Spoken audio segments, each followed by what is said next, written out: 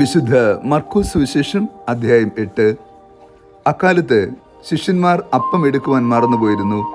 വഞ്ചിയിൽ അവരുടെ പക്കൽ ഒരപ്പം മാത്രമേ ഉണ്ടായിരുന്നുള്ളൂ. യേശു മുന്നറിയിപ്പ് നൽകി, നിങ്ങൾ ജാഗരൂകരായിരിക്കുവിൻ. ഫരിസേയരുടെയും ഹേരോദിസിൻ്റെയും പുളിമാവിനെക്കുറിച്ച് കരുതലുള്ളവരായിരിക്കുവിൻ. അവൻ ഇങ്ങനെ പറഞ്ഞത് തങ്ങളുടെ പക്കൽ അപ്പമില്ലാത്തതുകൊണ്ടാണ് എന്ന് അവർ പരസ്പരം പറഞ്ഞു. ഇത് മനസ്സിലാക്കി യേശു അവരോട് പറഞ്ഞു, നിങ്ങൾക്ക് അപ്പമില്ലാത്തതിനെക്കുറിച്ച് എന്തിന് തർക്കിക്കുന്നു? ഇനിയും നിങ്ങൾ മനസ്സിലാക്കുന്നില്ലേ? ഗ്രഹിക്കുകയും ചെയ്യുന്നില്ലേ?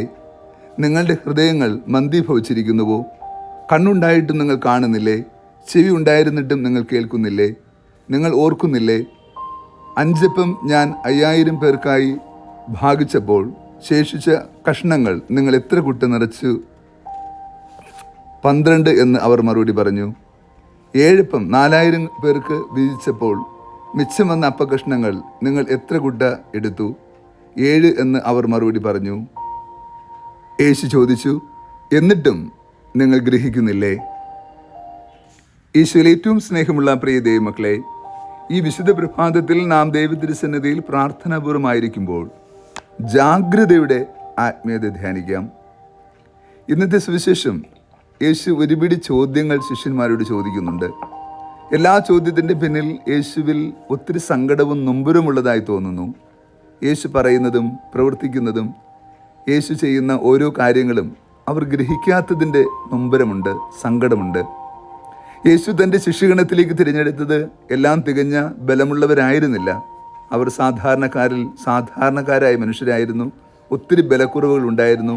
വിജ്ഞാനികളോ വിവേകമതികളോ ആയിരുന്നില്ല. അതുകൊണ്ട് തന്നെ അവിടെ ബലഹീനതകൾ ഉൾക്കൊള്ളാൻ ക്രിസ്തുവിന് സാധ്യമാകുമായിരുന്നു.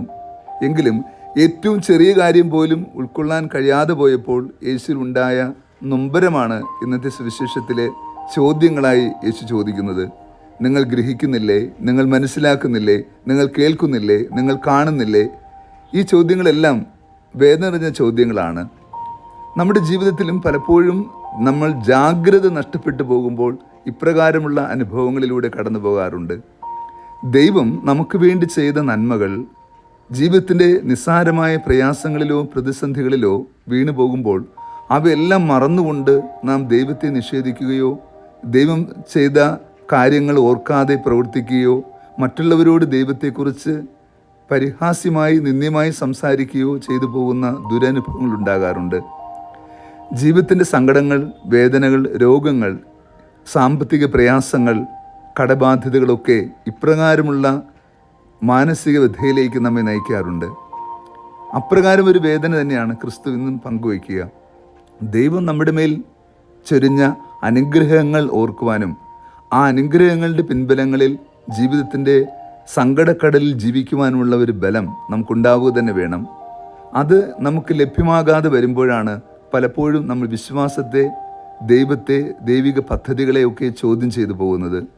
യേശു ചോദിക്കുന്നു, ഇതെല്ലാം കണ്ടിട്ടും നിങ്ങൾ എന്തേ ഗ്രഹിക്കാത്തത്? ദൈവത്തിൻ്റെ അത്ഭുതകരമായ കരം കണ്ട നമ്മൾ ജീവിതത്തിൻ്റെ ഏതു ദുരനുഭവങ്ങളിലും ആ കൃപയുടെ ബലം ഉൾക്കൊണ്ട് അതിൻ്റെ മഹത്വത്തിൽ നിലകൊള്ളുവാൻ നമുക്ക് സാധ്യമാവുക തന്നെ ചെയ്യണം. നാം വിശ്വാസത്തിൽ ബലമുള്ളവരാണെങ്കിൽ ജീവിതത്തിൻ്റെ പ്രതിസന്ധികളിലും നമ്മൾ തളരാതെ നിലകൊള്ളുക തന്നെ ചെയ്യും. ആഴമായ വിശ്വാസമാണ് നമ്മുടെ ജീവിതത്തെ മുന്നോട്ട് നയിക്കേണ്ടത്. പ്രത്യേകിച്ച് ജീവിതത്തിൻ്റെ ദുരനുഭവങ്ങളിൽ കർത്താവിൻ്റെ കൃപയുടെ കരം കാണാൻ കഴിയുന്ന ഒരു ആത്മീയ ബലം നമുക്കുണ്ടാവുക തന്നെ വേണം.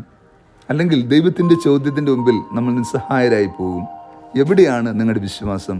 നിങ്ങൾ എന്തേ ഗ്രഹിക്കാത്തത്? നിങ്ങൾ എന്തുകൊണ്ട് മനസ്സിലാക്കുന്നില്ല? പ്രിയ ദൈവമക്കളെ, നമ്മുടെ വിശ്വാസത്തിൽ കൂടുതൽ ആഴമുണ്ടാകുവാനും ആ ആഴത്തിൻ്റെ ആത്മീയത തിരിച്ചറിഞ്ഞുകൊണ്ട് ദൈവം നൽകിയ നന്മകൾക്ക് നന്ദി പറഞ്ഞുകൊണ്ട് നന്മ നിറഞ്ഞ മനുഷ്യരായി ജീവിക്കുവാൻ വേണ്ട ആത്മീയ കൃപാവരം നൽകണമേ എന്ന് ഈ ദിനം പ്രാർത്ഥിക്കാം. കർത്താവ് നിങ്ങളോട് കൂടെ. സർവശക്തനായ ദൈവം പിതാവും പുത്രനും പരിശുദ്ധാത്മാവും നമ്മേവരെയും സമൃദ്ധമായി അനുഗ്രഹിച്ച് ആശീർവദിക്കുമാറാകട്ടെ. ആമേൻ.